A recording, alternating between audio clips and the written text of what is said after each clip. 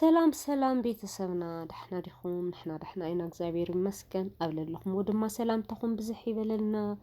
እንኳዕ ድማ ናብ ጾመ ፍልሰታ ብሰላም ኣብፅሐና ሎማዓንቲ ጾምና ጀሚርና ኒአና ጽቡቕ ጾም ገይሩ ሰላምና ይመልሰልና እመቤታችን ኣማላጅነታ በረከታ ይርድአና ሃምና ቀደምና እክብክብ ኢልና ኣሸንዳና ነኽብረሉ ዘመን እስቲ ይምፀአልና ልመናእሰይ ልኾን ዘመን ይምፃእ ናኸ ዝኳ ጽዋየውሊ ግን ልመናእሰይ ልኾን ሃምድለይቶም ተንቀሳቒሶም ሃምድለይቶም ሓዳሮም ልገብሩሉ ሃምድለይቶም ዩኒቨርስቲ ኣትዮም ልመሃሩሉ ሃምድለይቶም ልኾኑሉ ይምፀአልና ቤተሰበይ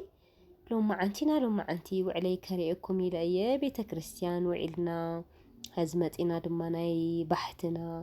ሃምቲ ልሙድ ቡናና ሸማሒና እሞ ቡና ከተፍልሕ ተለኻ መቸም ብጣዕሚ ብዙሕ ኢኻ ተስታውስ ካብ ገዝ ወፂእ ለሎ ሰብ ምስ ቤተሰቡ ባሕቲ ዕምበባ ጥቕጥቆ ምናምን ስታት ክበሃል ለሎ ድምቀት እስቲ መልሰልና ኣብ ለለኹሞ ድማ ሓሳብ ልብኹም እመቤታችን